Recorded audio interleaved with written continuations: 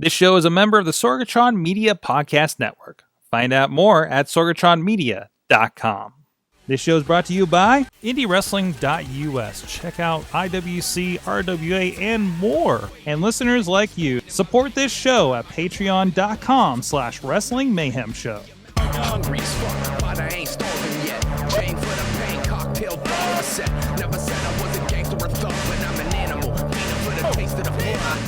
Hey guys, it is the Indy Mayhem Show. I'm Mike Sorg at Sorgatron on the Twitter here in the Sorgatron Media Studios in Pittsburgh, PA. And this is the show we talk with people in and around independent professionalized wrestling.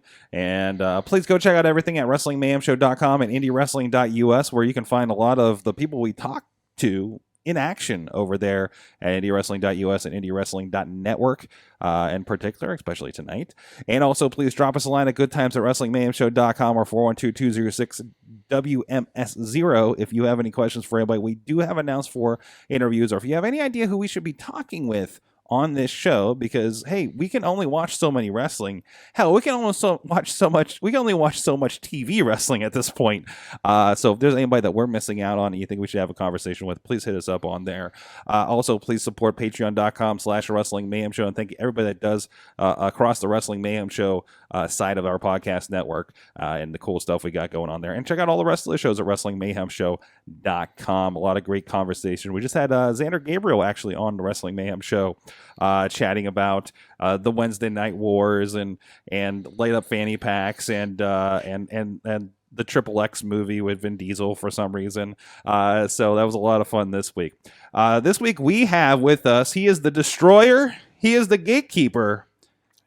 He is Peyton Graham joining us here in studio. Finally. This is a long time coming. Yeah. But we finally got you hooked up here in the show, in the studio. Yeah. With us. Literally took Missy a week and was like, hey, get on the show. This is what it takes. That was it. This is what it takes. Apparently. That's all it was. I need somebody to book for me because it's just... Apparently. This is the way it is. We were just talking about how, like, hey, you need to be on the show. Please message me. Yeah.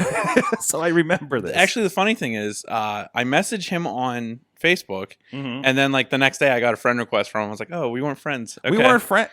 Cool. Yeah, well, you know. Cool. You know. Wait, was it a friend request or a Twitter? Because I'm discovering... No, it was on Facebook. It was Facebook. Because I messaged you on Facebook, and I just sent it to you directly. I'm like, why am I not following him? Like I ask myself that all the time. Well, there you go. Payton Graham, like a little bit of a get to know you question to start us off. You've watched the show before, once or twice. So first off, I like to ask people, what is your earliest memory of wrestling? So actually, in preparation for this, I was trying to think about that. You're researching the memories. Yeah. I was actually trying to think about that because I actually don't have like a specific age. Mm-hmm. I just have a very specific memory of my grandfather, him and I just sitting and watching like early Saturday morning WWE TV, and I could not tell you who was on it. I couldn't tell you the match, but I just remember like hearing the crowd and like seeing it. And like, I think I was so young that it's one of those memories where like, I have it, but I don't have like all the fine details of it. Mm-hmm. But like I know that was when I was like, this is wrestling, this is awesome. It's like more the feeling than the memory, right? Yeah. So yeah, that's pretty much like I said. I cannot remember. I think I was just so young that I don't have the full detailed memory. Mm-hmm. But like I know that's when it was. Like, it was always present. Yeah, and it was my grandfather was pretty. Like Saturday morning cartoons, and then like my grandfather would be watching wrestling. Mm. So like when I was growing up, we lived with my grandparents. It was just my mom and I, and we lived with my grandparents. And my grandfather always watched wrestling, so like he would basically watch whatever was on. And that's like I said, that was my first memory of like sitting on the floor in the living room while like he sat in his chair and wrestling was on. And like I couldn't tell you how old I was. I couldn't tell you anything else, but like I know that's when it was. I was very young. So was this a follow-through? Like, did you just always stay with wrestling and watching it throughout? I fell off pretty hard when I got older, probably like 7 or 8, like young. Because again, I grew up with just my mom when I was young. We moved into our own place when I was 6. We got our own apartment. And I think when I moved out from living with my grandparents, I didn't watch wrestling. I don't know if it was my mom's call or if it was just... That's just what it was. So until I was probably about 12 or 13, I started watching Raw and like watching wrestling again, kind of on my own. And then when we moved out, kind of personal story, like my parents got back together when I was 13. So like we moved in with my dad. So like from that like gap of like just living with my mom, there was no wrestling. And again, I don't know if that was my mom's call or if that was just a coincidence. This is just like this is just how it is. Yeah.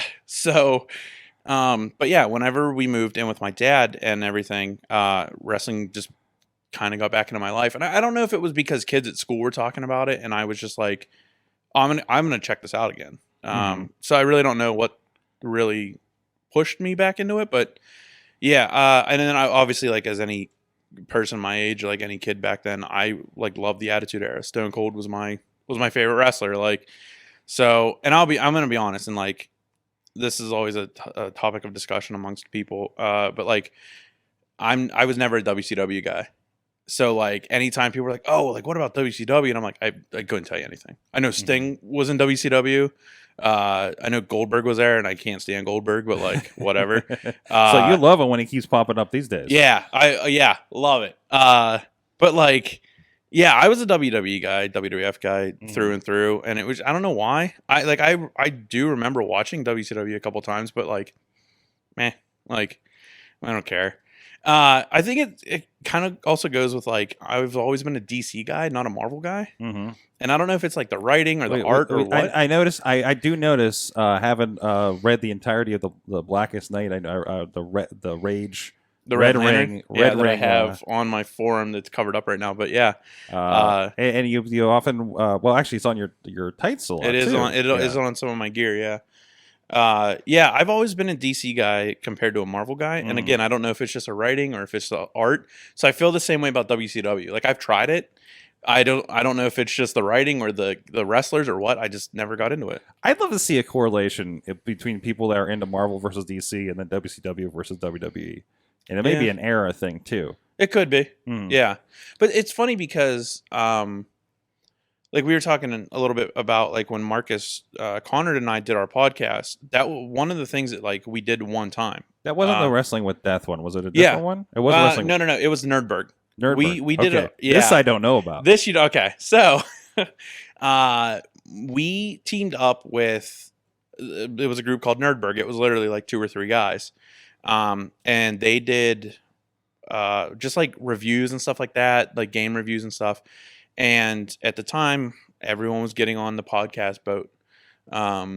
So tell me about it. Matt already had, Matt had already had the Wrestling with Death one. I think he had already done a couple episodes because I know I had been on it. Marcus had been on it. So like he had done it for a little bit, and it was like, well, Matt already has this ability. Why don't we do one for Nerdberg? It's something they don't have.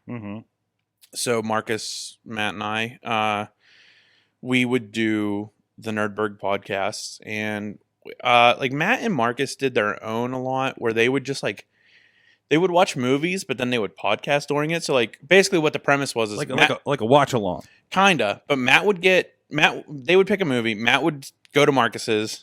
Watch the movie. Marcus would get hammered and watch the movie. And then I'm sensing a theme here with Marcus. Yeah. And then it would just be Marcus would just devour the movie. Like he would just shit on it hardcore. When Matt was like, "Well, I think this." And Marcus was like, "No, it's garbage. It was awful." They did Green Lantern, the live action Green Lantern one, the Ryan Reynolds one. I remember vividly. They had to text me and ask me if I had it because neither of them owned it. So I had to bring it to Marcus's. By the time I got there, Marcus was already been drinking. So he's well on his way to get this podcast underway. I stayed for a little bit and was like, I gotta go. Like I'm not staying for this whole thing. And like I remember when I left was like the point when Ryan Reynolds is like in the center of like the Green Lantern symbol and his hair. Oh no, it's when he's fighting Sinestro. And like the wind's blowing his hair, and Marcus is like, look at his hair. It's gorgeous. It's magnificent. And like what's just going on about his hair for like 10, 15 solid minutes. And Matt's just sitting there going like, can we just talk about something else? Like how awful Sinestro is. And Marcus is just, his hair's amazing. I'm like, I'm leaving. I got to leave. Like, so yeah. So the podcast thing was interesting. But the Nerdberg thing was kind of we got asked to help out with that, and then we kind of started on Nerdberg podcast. Mm-hmm. And then like Matt started doing his Wrestling with Death one more. So the roundtable discussion that you had brought up about like the Marvel DC thing, we did one for Matt specifically. It was supposed to be for Nerdberg, but for some reason Matt put it on his channel. I don't know what the reasoning was. I guess because it was all wrestlers. It was me, Pollock, LaRusso, Marcus, and Matt. And I don't think we were watching anything, but I think we were literally just doing one of his Wrestling with Deaths, but just talking. So there is one out there. I don't know if Matt has it available anywhere, but there is one out there where it's just the 5 of us discussing random stuff. And I couldn't even tell you what the hell we talked about because it was so long ago, and I just I don't remember it. I want to roll back into wrestling. So, again, you're growing up with wrestling. You're WWE guy, WWF, WWE guy. Yeah. At what point do you figure you want to get in the ring? Here come the cops, by the way. Great. Well, it's a fire truck. So thankfully, truck, yes. Thankfully, it's not the police. I don't know. I think that's one of the things where it's like I was a fan, but it was never like, I want to do this kind of thing until I think it was until I found out that there was local wrestling. And I was like 16, 17 at that point. And a friend of mine had started training. And so Dan Sandwich and Destin Vane were in a training class together. And a mutual friend of ours. Now known as OSHA Inc. Now known as MT OSHA Inc., whatever. MT offended across the border. I didn't know that one was a thing. Oh, it's something. MT offended. I mean, I get it. Especially with the Ronnie Starks. I'm always offended. But it was so a mutual friend of ours who did eventually wrestle is Robert Colossus. Look that name up. Not somebody I know. No. Look that name up, Sorg. Robert Colossus. He wrestled Doink the Clown for FNW. Who didn't wrestle Doink the Clown? The other question is, which indie Doink is it? It was before Matt Bourne actually passed away. Really? So yeah, Okay. and I don't think it was Matt Bourne. Okay. I'm almost positive it wasn't him. But yeah, so this mutual friend of ours, he wrestled is Robert Colossus through FNW, trained with Sterling James Keenan, and I'm sure I've seen his name on their website back in the day. Probably, but when he originally started training, he trained at PWX under Nikita Alanoff, which is where I got my start. But Bobby had already been out of training, out of wrestling, everything. So it wasn't until I was 19 or 20 that I started training. And it was with a mutual friend of mine from high school that Bobby knew too.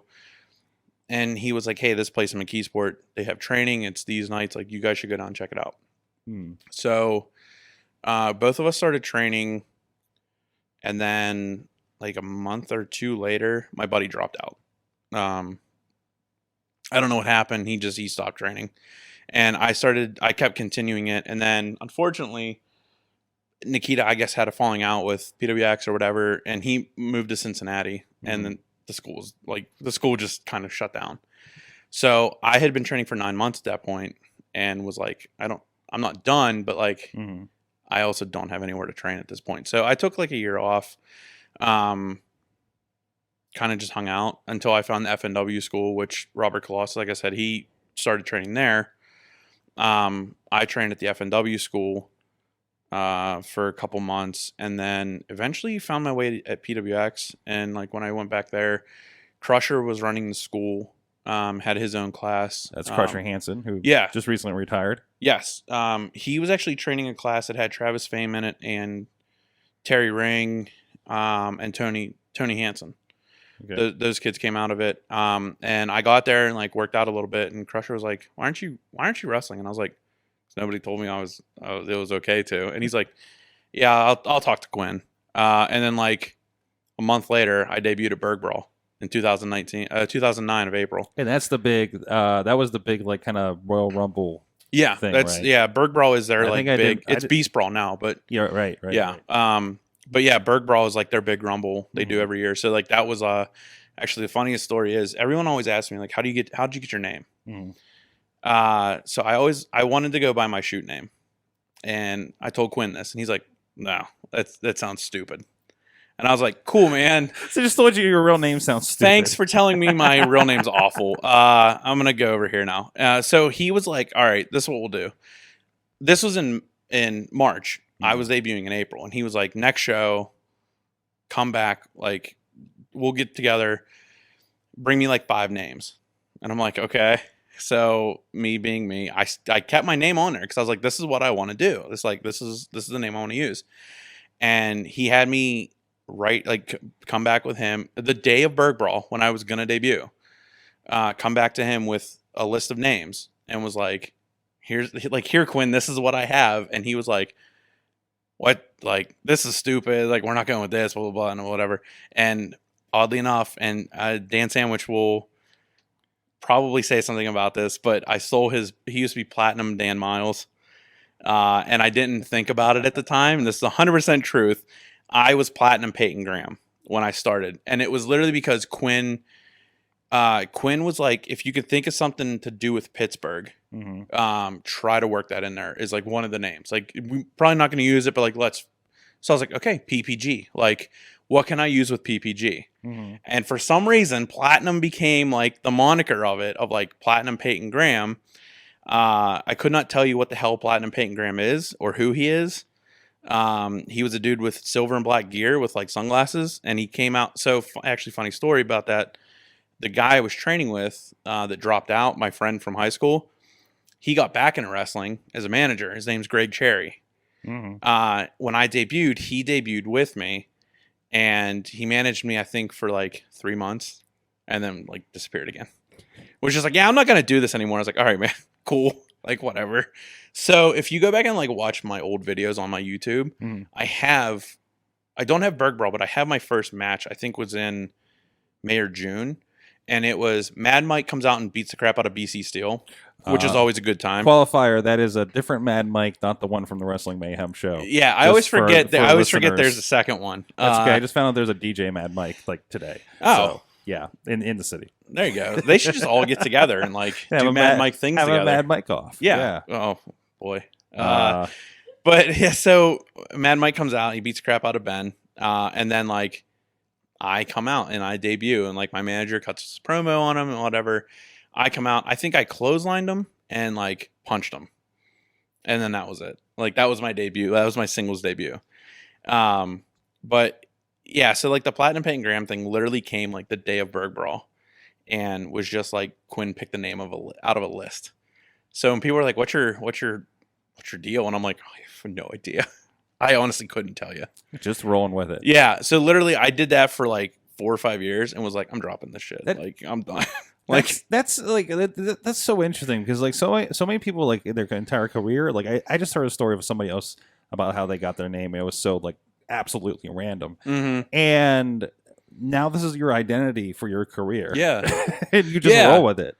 And that's the thing is like I really did go through, and like Marcus and Pollock will attest to this because at like year 3 or 4, around the time where I was like, I don't know what the hell I'm doing. I don't know what I want to do. Like, I was getting to the point where I was like, I'm done with wrestling. Like, I just don't know what I'm doing. Like, maybe I'll take some time off. I'll come back and like rebrand whatever the case is.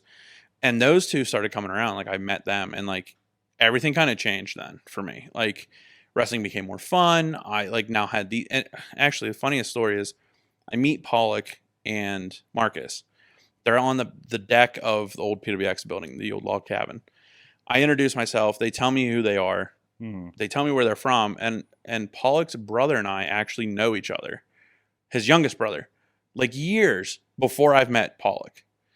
And I'm like, he's never told me that he had a brother that is in wrestling, let alone went to Lance Storm's school in Canada. And he just like laughs and he goes, yeah, that's him. I don't want to say his name, but like, he's like, that's my brother for you. And I'm like, dude, really? So I messaged his brother like the next day. I'm like, why didn't you ever tell me about your brother? And he's like, I didn't think it was relevant. I was like, all right, dude, cool.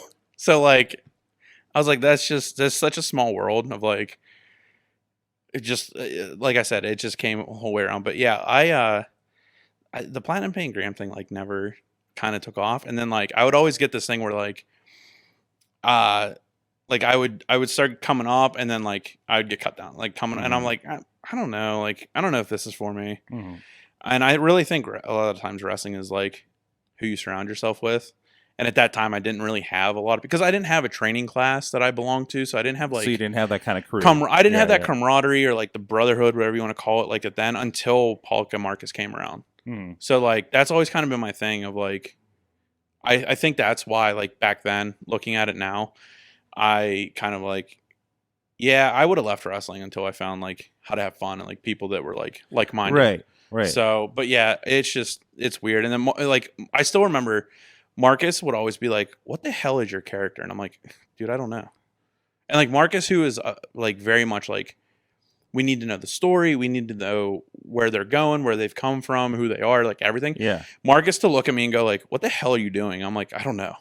And he's like, "All right, we're gonna figure that out." And then like it just came to the point where it's like, yeah, this whole platinum thing's not like, it's not a thing. It's not who you are. So talk to me a little bit about that. So what how did you develop into the Peyton Graham, the Destroyer, the Gatekeeper that we have now? I'll be honest, I've been wrestling for almost 11 years. It'll be 11 years next April. I don't think I started doing the Destroyer thing until the Black Hand Society started. Okay. And that was in 2013. And that was a group that included... It was... Marcus was managing us. Marcus Mann. It was me and Pollock. And then System Elite, Ty and Edric. Yeah. So a lot of names there that we now know from IWC and Ryse Wrestling. Yeah. Actually, real quick. Is Ty Cross the only one that still hasn't been live on the show? He has not been in person in studio. No. He has been on stream showing us his ducks. But he hasn't been live. No. Perfect. I beat Ty Cross. That's all I care about. You did beat Ty Cross. That's all I care about. It's not without, like, trying. Oh, no. To get him in here. Do you realize, as a friend of his, yes, how hard it is to get Ty out of his house? Like, he's got all those damn ducks to take care of. We've been to his house. There are so many freaking ducks there. Like, he legit has a farm. Like, I'm pretty sure they have like 2 or 3 cats. They have a dog. They have like 20 some ducks. It's a Big Bag Ty Cross's Double Cross Ranch, right? Yeah. I think that's the full title. When you drive to his house. At the very end of the driveway, Ronnie Starks is saying, "Ha, suck it, Ty." Shut up, Ronnie. Also, you do have some other comments out here before we get back to your development here. BC says, "Your name isn't Peyton Graham. Holy balls. # Camp Crusher." Yeah, Camp Crusher was a group that I was in. It was me, Tony Hansen, Crusher Hansen, obviously, and BC Steele. Ben would probably be able to bring up the video quicker than I could find it, because I'm sure he has it saved in his favorite somewhere. There's a video of, I believe it's Quinn. They're doing something in the ring. Camp Crusher's on. There's another guy, and his first name is Joe, and I can't remember what he wrestled as, but he was a former Chikara guy, and he was part of it, like here and there. We each pop up on the apron. So Joe jumps up first. Quinn knocks him down. Tony jumps up. Quinn knocks him down. I jump up. I not only go down from the punch, I miss the apron completely, and I hit the floor like a freaking ton of bricks. And it is one of Ben's favorite videos of me, because all you hear is a loud thud, like a dead body just fell over. And it was the old log cabin, so like it wasn't like a solid floor. There was another level underneath it. So like I hit, and I thought I was gonna go through the floor. And literally Ben like will bring it up every once in a blue moon, or like he'll find the clip of it and like send it to me. And be like, he just laughs. Like, he just laughs, and he's like, "You felt like a lead balloon." I'm like, "I know, Ben. I was there. Like, I came that close to hitting my head off the steps." Like, I remember. I remember very well. Well, let's roll back to Black Hand Society. You were telling me about that and that kind of developing. Yeah, so when we first started, actually it was because Pollock and I were tagging. We came into Black Diamond. We didn't really have anything to do. We wrestled singles a little bit. And we realized, like, aside from Froflex, which was Andrew Palace and Chest Flexor, and System Elite, they didn't have any tag teams. I remember Froflex. Very young Andrew Palace, yeah. But they didn't have any tag teams. Yeah. So Marcus, Pollock, and I decided, like, we ride together anyways. We're friends. Like, let's just have fun. Like, let's do some kind of weird tag team thing. So the whole thing started with Me and Pollock are tagging. We're thrown together. He's a good guy. I'm a bad guy. We have to find a way to get along because we're now a tag team. Like Black Diamond Management has forced us together. So the overall story of it, I didn't realize until a while after everything had finished with Black and the Fantastic Ones, which was me and Pollock and everything, was me and Pollock were forced to tag. Didn't wear matching gear, didn't come out like to music together, whatever. We were the worst tag team in the history of Black Diamond. The absolute worst. So much so to when we finally thought we were a tag team because we had gear, we came out together, everything. So much so that every time we wrestled, we somehow managed to kick each other in the dick. And it was like a 3 or 4 month thing. And I think it was because we wrestled Froflex that constantly happened. I'm not 100% sure because there seems to be a thing with chest flexor and getting hit in the crotch. Seems right. But yeah, there was like I definitely remember there was one time where Pollock threw Flexor in, or I'm sorry, Flexor threw Pollock in. Pollock did the up and over, and I went to kick chest, and I kicked Pollock in the crotch. The next time we wrestled them, same thing happened, except Pollock came down. I stopped myself. Flexor put his face in between Pollock's crotch, and I went to kick Flexor in the face, and I kicked Pollock in the crotch because he moved. So that happened a lot. And that was like the story of like me and Pollock aren't a good tag team to eventually getting to System Elite, who was the Black Diamond tag team. Like not just the champions, but like they were the tag team. They had been there forever. They were established. They were the guys. So eventually like Pollock and I got our stuff together, kind of figured out what we were doing. And the story went from being the worst to being the absolute best and the longest reigning tag team champions of Black Diamond. And I think also the only 3-time tag team champions. And it's actually funny because in the whole scheme of things, I never lost the tag team titles, like officially. I got hurt and Ty Cross had to fill in for me once. So Ty Cross lost the tag team titles for me and Pollock to, I believe, Jay Flash and Chris LaRusso. Then we won them back, Pollock and I. Had the titles again, and then we got stripped of them because we couldn't defend them. I don't remember the reason or whatever. So then they had a Royal 8 tournament. It was a tag team tournament that me and Pollock went the whole way to the finals against Chris LaRusso and Strider to win the titles there. So I've never officially lost the Black Diamond tag team. This is the most random tag teams I'm hearing. We actually, I think it was Drake. Oh, who was it? The first round was Drake Braddock and Noctis. Wow. I think was the first tag team. And then it was Remy and Keith, who we eventually lost the tag team titles to, which was a great tag team. I like those guys as a tag team a lot. Yeah. And then Chris LaRusso and Strider. But I'll be honest, we did a lot with Chris and Strider down there. And it was one of those things where at the time Strider was just looking to work a little bit more and Black Diamond fit his schedule. And we were like, we kind of need tag teams again. Because we pulled System Elite apart. They were part of our group as singles. Drake and Noctis weren't regular guys. Like we just threw extra guys in there for the tournament. Yeah.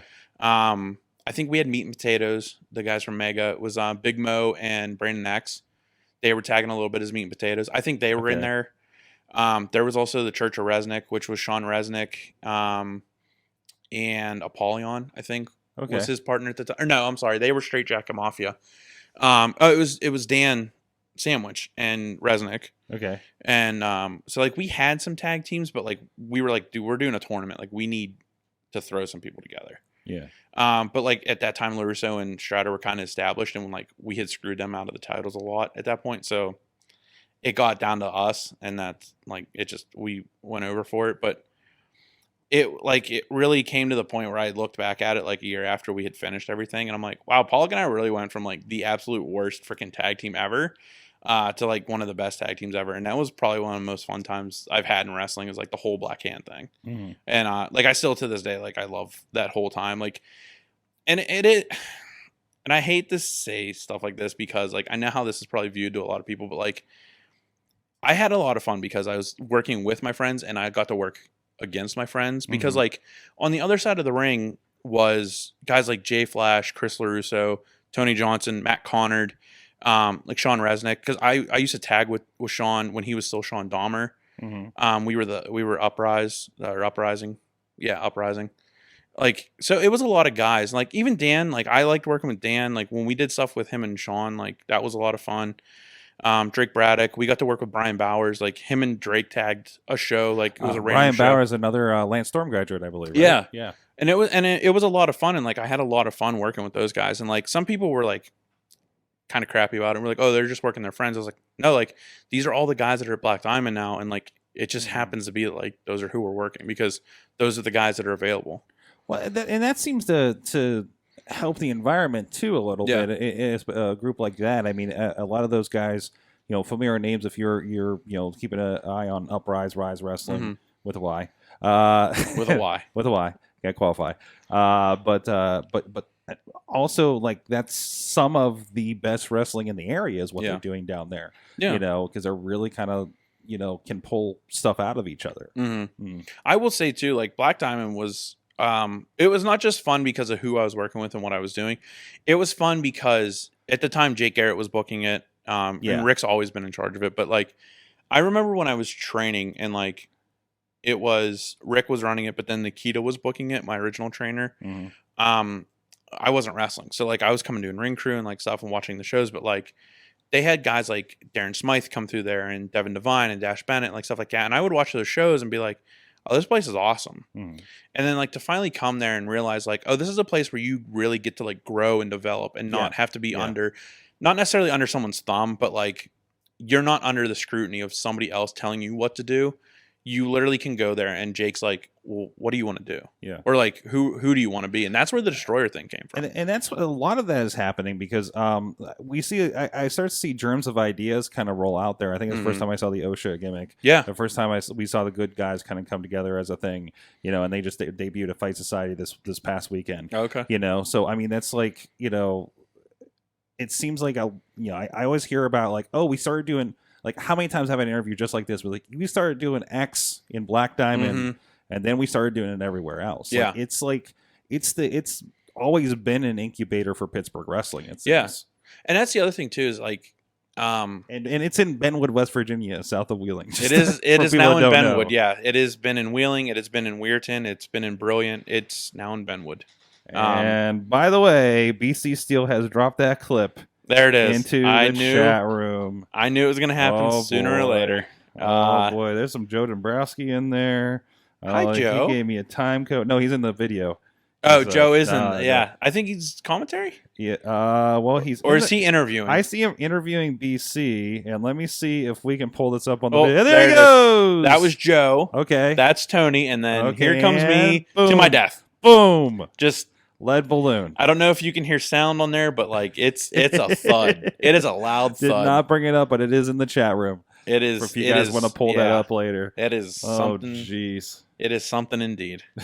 The high spots. Hey, I want to get I want to talk about a little bit of because I don't know if we've had this conversation before or not. Apparently, I don't remember, but I didn't realize. I knew that you were very big into Ghostbusters, and I grew up on it. Big fan. You have no idea how much I wore out the 8-track of the original movie soundtrack in my dad's truck. But I didn't know that you started the Steel City Ghostbusters. Yeah. Is that right? Yeah, in May of 2008.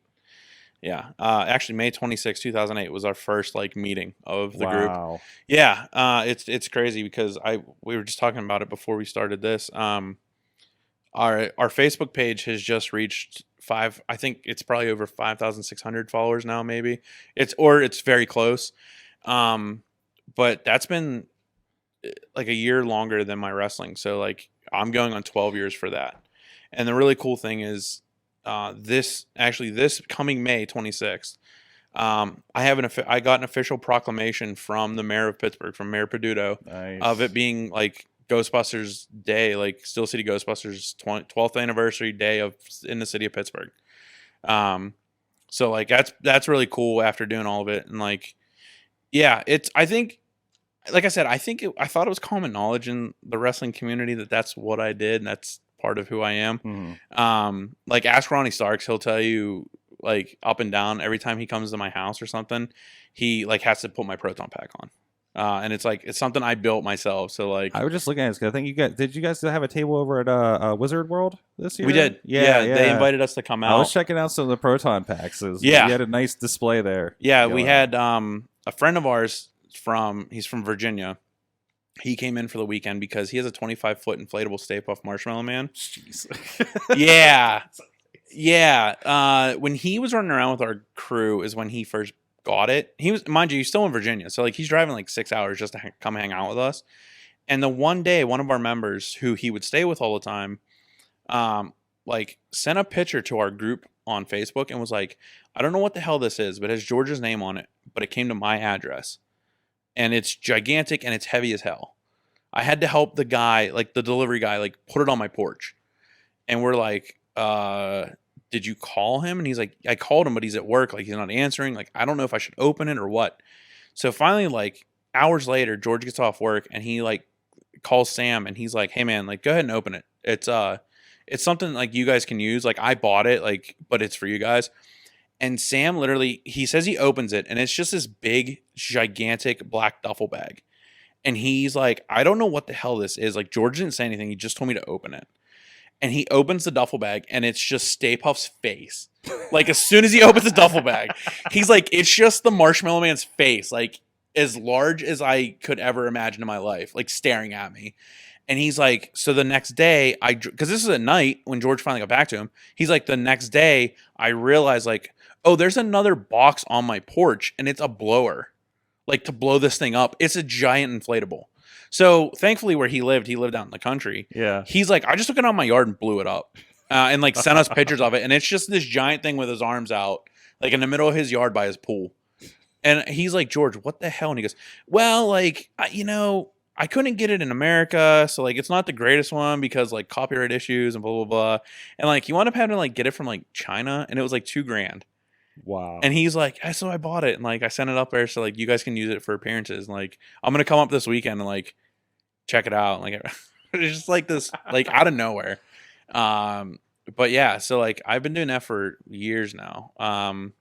It's a lot of fun. I enjoy doing it. Like we just had an appearance this weekend at the place in Monongahela. I think that's what we got pictures from here. Yeah, that's one of them. That's the building there. It's Angelo's too. Yeah, this is not wrestling or anything, but there's this insane, like there's tentacles and a Stay Puft on the top, and it's just this restaurant. All inflatables. Right? Yeah, all it's a pizza shop. I guess they do stuff for like they do Christmas and stuff too. So like that corner of the building there, they put like a gigantic Christmas tree on the corner of their building. They put a big inflatable Santa on their roof. But this is the first year that they've done like this. And I was explaining earlier, the tentacles are actually made by somebody. I wish I had the guy's name, but I didn't get to meet him. He made all those, and when they first put them up, they only had the 4 in the corners there. And then they added, I think, like 7 or 8 more. So there's like a dozen tentacles on this building now. And I love like the pictures are. It looks like you're investigating it. Yeah, we definitely did some like set up photos to make it look like we were on a call. Yeah. But I really enjoy that stuff. Like that's the weird thing. It's like I think that time in my life when I wasn't watching wrestling, that like 6 to 13-year-old me of like. I just watched the real Ghostbusters cartoon a lot. Like I had the toys. Oh, yeah. I had all the Ninja Turtles toys. Like I had the van, everything. I still have the firehouse from like my old like real Ghostbusters toys. We are definitely of the same era, and I definitely still have those in my basement. I mean, yeah, I have them. We just moved into a new apartment, and like we have a finished basement. So I definitely took a corner to myself of like all my wrestling stuff, all my Ghostbuster stuff, like my toys. Mm-hmm. I don't care. I'm 34 years old and I still have toys. I don't care. Like I really don't. You've seen our studio, right? Yeah. It's funny because I feel more weirded out by people that are our age and like they don't have some kind of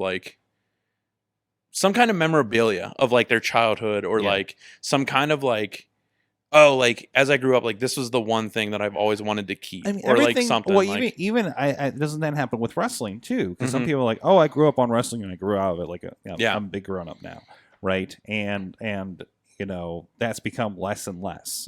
As wrestling has become mainstream. Hell, it's on like Fox Sports now, right? With this new deal that just happened. So I mean, it's probably been never as mainstream as it is right now. Right. So.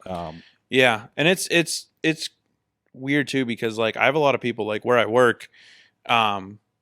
I have customers that know like I wrestle, and then they also know that I do the Ghostbusters thing. So like I literally get like, as the weekend's heading closer and closer, I get, oh, where are you wrestling this weekend? And I'm like, oh, well, blah, blah, blah. I've had customers like the Springdale show. Yeah. I had a customer come to that show. He brought his son and his kids. And I think he had 4 kids.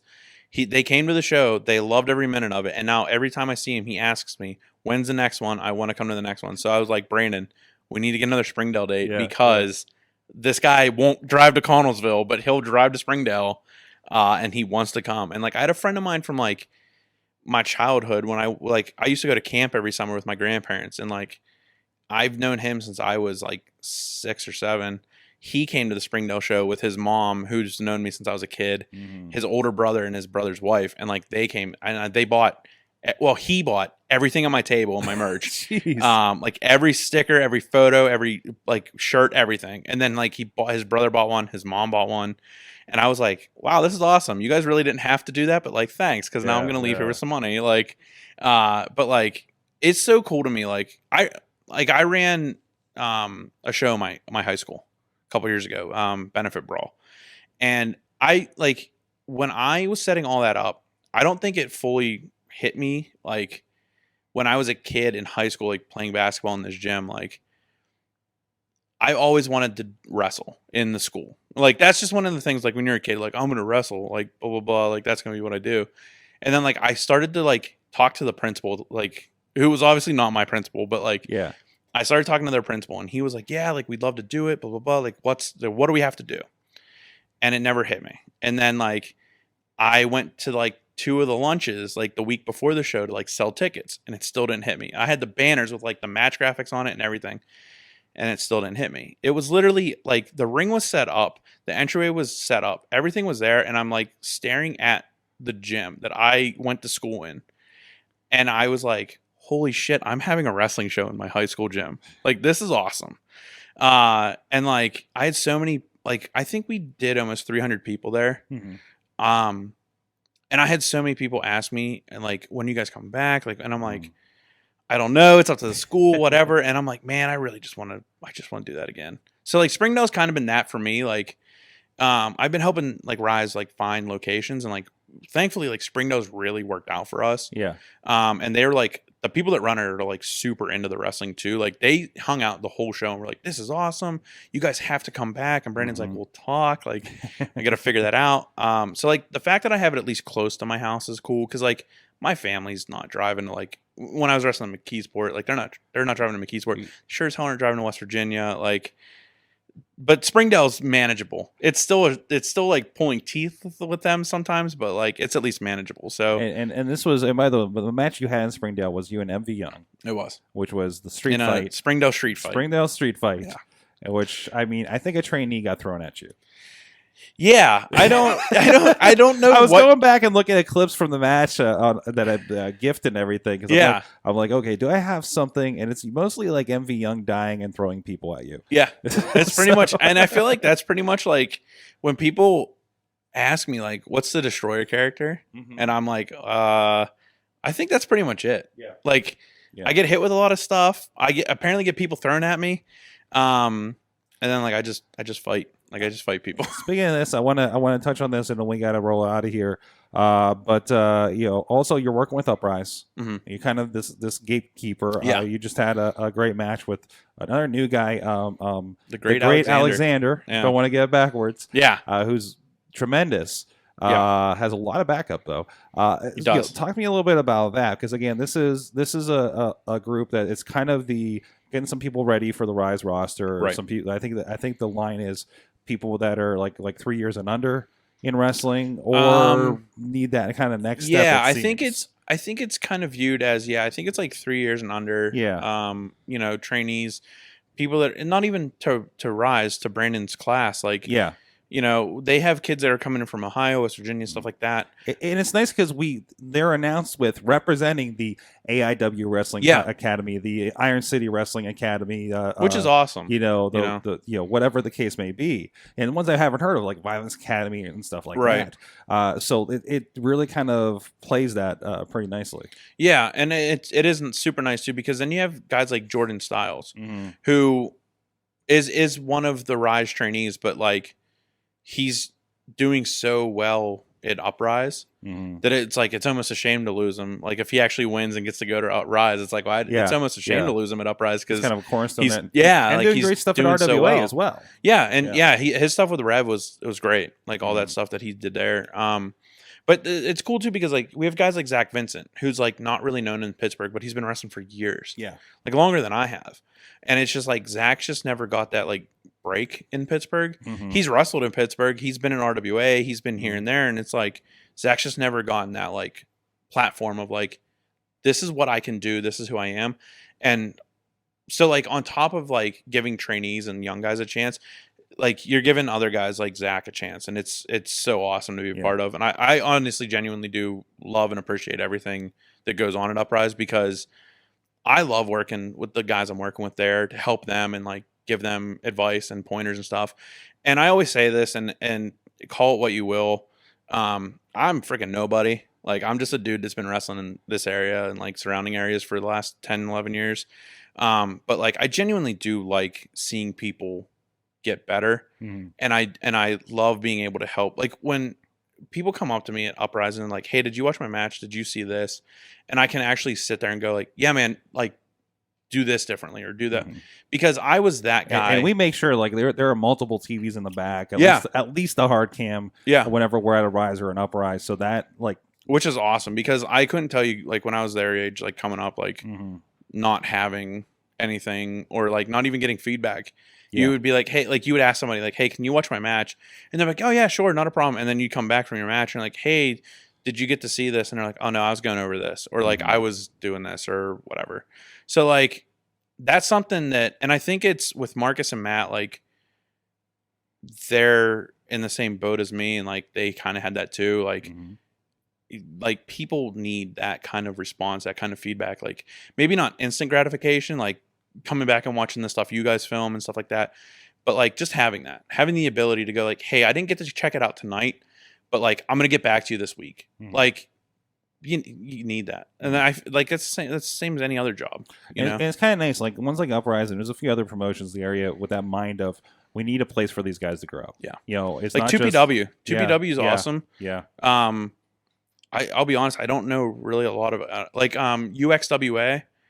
They're doing some stuff with like the AIW trainees and stuff. We just started working with them last month too. So, okay. Yeah. So again, seeing some different people and seeing some AIW people I've had. Yeah, because I know Direction's been down there. Yeah. TKD, I seen him down there.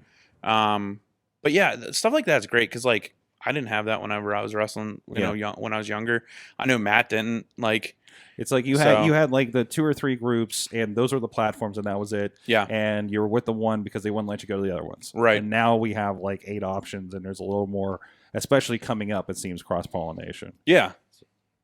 So with that, hey, we're at the almost 50-minute mark on this one, so I'll try to keep it at podcast length that we like to do. So on the way out here, let me know what is the best and worst thing about wrestling for you? Oh, man, in your 11 years. In my 11 years, I'll be honest. I think I just kind of hit on it. The worst part about it is like not always having that mentor or person you can go to kind of like get feedback, get honest feedback. I think honest feedback and just honesty in general in the locker rooms is just it's hard. It's hard to come by, because not saying that like anybody has their own personal crap to deal with isn't important, but like you get people that are just jerks to be jerks sometimes. And it's like, I'll be honest, like I'm viewed as an asshole a lot, and I get why I come off like that. But we have nodding off camera, by the way. Yeah. It's my PR representative. Okay. Yeah. It's just, I genuinely do like want to see people do well and do better. And like, I'm going to say this right now, like Lee Moriarty If that kid's not gone in 2 years because he's somewhere else wrestling, somewhere better, I might personally hunt him down and kick him in the ass. Like, that dude is so good, and it's so crazy, like, how good he's gotten. Because I saw Lee when he started training, and I see him now, and I'm like, man, like, you're so good. Like, it's insane how good you are. But that's because Lee had guys like that to help him. Not necessarily an UpRyse, but he had guys to be like, hey, like, maybe try doing this, or like, maybe think about this. So I think that's kind of the best and the worst is like, I think now compared to when I was starting out, that's the best thing because there are guys that want to help and want to push the next group of kids, whatever you want to call them, like push them and be like, hey, be better, do better. And get out there. Like if you have to jump in a car with somebody, the one thing I was told by somebody was always like, if you can jump in a car on a weekend, whether you're wrestling or not, do it. And I'll be honest, like I wish I would have had that knowledge when I was year 1, year 2, because I just didn't do it because I was lazy. You never know what's going to turn into. Exactly. I mean, just past this weekend, somebody just happened to be at a show and ended up being on the card. There you go. So in a pretty that's happened spot. with me at Real Shoot. I went down with Connor and was down there hanging out. And the guy come up to me and was like, do you have your stuff? And I was like, yeah. And he's like, go get it. You're in a tag match. You're 1. I'm like, okay. So yeah, I wish I had that knowledge when I was younger, but I think that is the best and the worst because you get those guys that just don't want to help you. But then there's a lot of guys now that really do want to help. Real quick, best and worst about being a Ghostbuster. Oh boy. The best is honestly meeting the people and the kids. Yeah. By a lot of awesome kid photos on that page. Yeah. Yeah. I mean, that's the thing is like, it's really weird because we always have this discussion in my group. There's this weird age like gap of like, you have the people that are our age that know Ghostbusters, that grew up with Ghostbusters. Yeah. And then you have their kids who are being fed Ghostbusters because of the parents that grew up with Ghostbusters. Plus it's kind of coming back, right? Yeah. Like the awareness is coming back. Yeah. But then like you have this like weird like middle age of like, I guess teenagers, early 20s that are like, I don't know what the hell that is. Or like, and I'm not going to crap on the movie, but like the women's movie, like right. I know Ghostbusters and like, you guys aren't the Ghostbusters. And it's like, no, like, all right, just, so like you're not Melissa McCarthy. Yeah. Well, yeah, I think where's Thor? The absolute, yeah, right. Where's Fat Thor at? I think the best thing is definitely meeting the people and seeing the kids and like the people that are my age that like just can't even believe. Like we literally get people go like, "Holy shit, you guys are actually Ghostbusters!" And it's like that's the response I want to hear. Like the fact that like people are like in awe that the fact that there's call us idiots, call us whatever you want, but like there's a group of people dressed like Ghostbusters and like we're just hanging out and having a good time. But then you also have the people that like want to grab all your stuff, and I'm like, hey man, this cost me a lot of money. Yeah. Get the hell off of it. Like, I will break your fingers. Don't be so handsy with this. This isn't a toy. Yeah. This isn't made by Kenner. Yeah. You cannot get this at Walmart. Awesome. So where can you people find about the Steel City Ghostbusters and about Payton Graham on social media? Well, specifically Steel City Ghostbusters, we have Instagram, we have Twitter, we have our Facebook. Like I said, it's been blowing up lately. And that's pretty much it. I'm pretty good with keeping up with the social media and stuff on those. So are the other guys on the team. And then from Payton Graham, UpRyse. November is our next date. I'm probably going to kick the hell out of Great Alexander because I owe him one. But yeah, right now just UpRyse. It's kind of my focus right now. Awesome. So go check them out. It's great to finally get in here, have a long conversation with you about I get this to finally Ghostbusters see and the one room you guys rent. Yes, that's right. Please check out everything, and you can check out Peyton Graham in action on IndyWrestling.us and UpRyse exclusively on IndyWrestling.network. And actually, the featured match from the last UpRyse is Payton Graham against the Great Alexander. So you can see that match for free on our YouTube and Facebook for IndyWrestling.us. Thank you so much, everybody, for joining us. Please check out that and WrestlingMayhemShow.com. And until next time, please support Indie Wrestling and Steel City Ghostbusters.